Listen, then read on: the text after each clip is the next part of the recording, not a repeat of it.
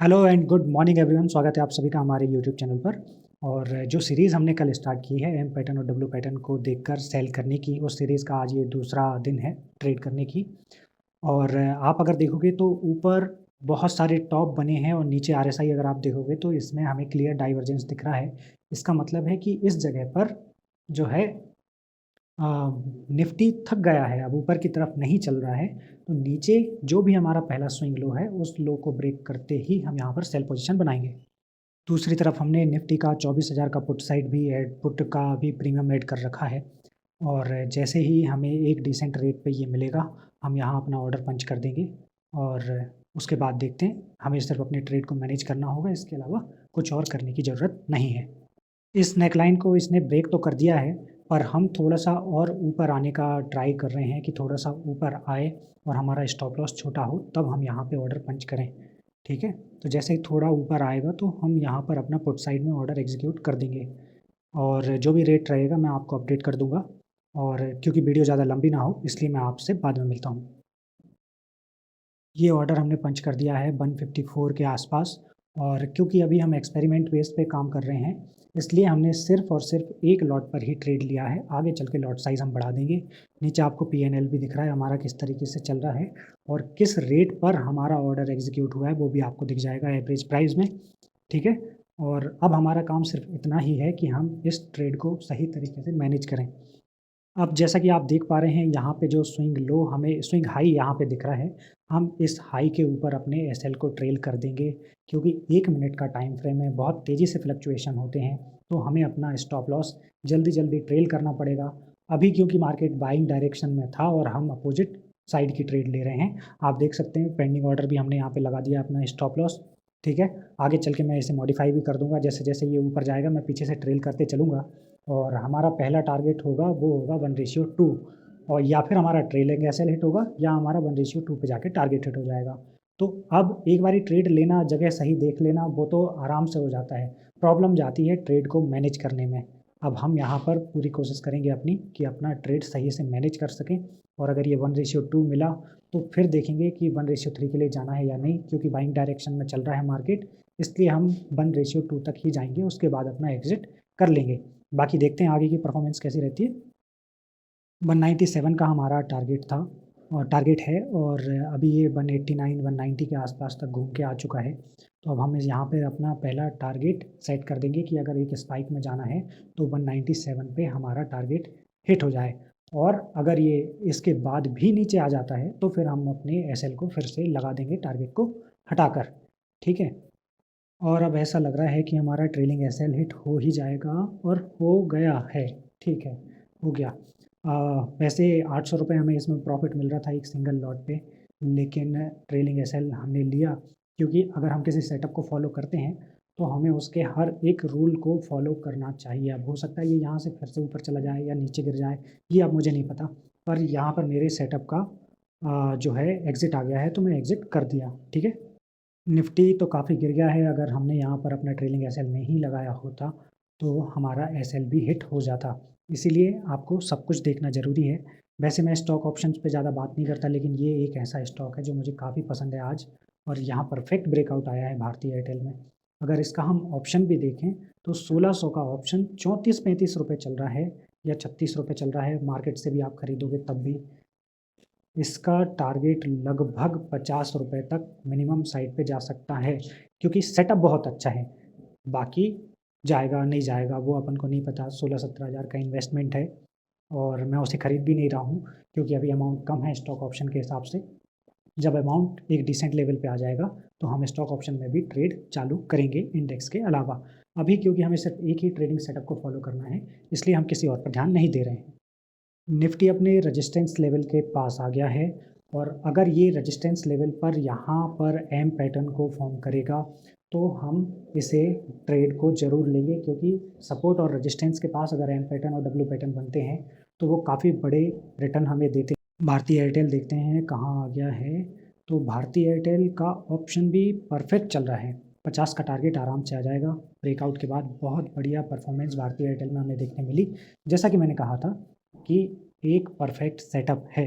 अगर risk reward ratio को और यहाँ पर आप मैनेज कर लो तो मार्केट में प्रॉफिटेबल होना कोई बड़ी बात नहीं है। ठीक है। बाकी देखते हैं आगे अगर एम पैटर्न फॉर्म होता है तो हम इसे ज़रूर ट्रेड करेंगे, एक और ट्रेड लेंगे दिन में, उसके बाद शायद अपना दिन ख़त्म करेंगे। ठीक है। निफ्टी को अगर अपन 15 मिनट टाइम फ्रेम पे देखेंगे तो आप देखिए यहाँ पर एक छोटी सी रेंज में मार्केट चल रहा था निफ्टी, कुछ 2-3 दिन चला, उसके बाद यहाँ से ब्रेक हुआ, अब रीटेस्ट के लिए आया है। तो ये एक परफेक्ट जगह बनती है सेलिंग साइड के लिए, ये लो तक का हमारा टारगेट आ सकता है अगर ये ट्रेड सही जाती है। यहाँ पर हमें एम पैटर्न देखने मिलता है 1 मिनट, 3 मिनट या 5 मिनट के टाइम फ्रेम पर, तो हम इस ट्रेड को ज़रूर ही लेंगे और देखेंगे आगे किस तरीके से परफॉर्म करता है। तब तक वेट करते हैं। चलिए भारती एयरटेल को देखिए क्या खतरनाक रैली उस ब्रेकआउट के बाद आई है। 15 मिनट पे जो हमने ब्रेकआउट चेक किया था उसके बाद एक तरफा मार्केट चला है, एक तरफा स्टॉक चला है, और कुछ तो नहीं बोलना चाहिए। अगर ऑप्शन की बात करें तो यहाँ भी हमें 50 रुपये का टारगेट कॉल साइड में आराम से मिल जाता अगर हम इस ट्रेड को पकड़ते हैं। 1600 का पुट कॉल ऑप्शन 34-35 रुपीज़ के आसपास चल रहा था। निफ्टी काफ़ी देर से एक छोटी सी रेंज में ट्रेड कर रहा है। हालांकि हम प्लान कर रहे थे कि एम पैटर्न या डब्ल्यू पैटर्न इस पर बने तो हम इसे आगे ट्रेड करें, पर यहाँ पर भी अगर आप देखोगे तो मल्टीपल डाइवर्जेंस है, मल्टीपल डाइवर्जेंस। हालांकि 1 मिनट का चार्ट है, बहुत ज़्यादा रिलायबल नहीं होता है, लेकिन फिर भी अगर हम एक ही सेटअप को फॉलो करें तो हमें एक्यूरेसी बहुत बेहतर मिल सकती है। अब जैसे ये यहाँ पर ब्रेक होगा तो हम अपनी पोजीशन बनाएंगे, और जब पोजीशन बनाएंगे तब आपको दिखा देंगे। तब तक देखते हैं आगे इसकी परफॉर्मेंस कैसी रहती है। ओके, तो यहाँ पर निफ्टी ने ब्रेक भी दे दिया है, लेकिन क्या कर सकते हैं, ब्रेक देने के बाद मैं भी नहीं देख पाया उसे कि इतना जल्दी ब्रेक दे के गिर गया है ये। अब मैं पेंडिंग ऑर्डर लगा दूंगा ऊपर जहाँ इसका ब्रेकआउट का लेवल था। मैं ये से ड्रॉ कर देता हूँ चार्ट पे कि कहाँ हमारा रिस्क रिवॉर्ड रहेगा, कहाँ एंट्री रहेगी, और इस ऑर्डर को मैं पंच कर देता हूँ। बाकी जैसे अगर ये ऊपर आता है तो हमारा ऑर्डर एग्जीक्यूट हो जाएगा, अगर नहीं आया तो ये ऑर्डर हमारा समझिए कि जंप हो गया, मिस हो गया हमसे, और मेरे ख्याल से थोड़ा बहुत तो ऊपर आ जाना चाहिए। तो मैं पेंडिंग ऑर्डर लगा देता हूँ। मैं अपने सारे ऑर्डर मोबाइल एप्लीकेशन से ही लगाता हूँ, इसलिए आपको स्क्रीन पे लगाते हुए नहीं दिखेगा। बाकी ऑर्डर लग जाने के बाद मैं आपको एक बारी दिखा ज़रूर दूंगा, जैसे ही एग्जीक्यूट होगा तो मैं आपको बता दूंगा। पर मैं ऑर्डर थोड़ा नीचे ही लगाऊंगा, जहाँ मेरा ब्रेकआउट कैंडल, जिस कैंडल ने लाइन को ब्रेक करके क्लोज किया है ना, उसी के नीचे मैं अपना एंट्री प्राइस लगाऊंगा। ठीक है।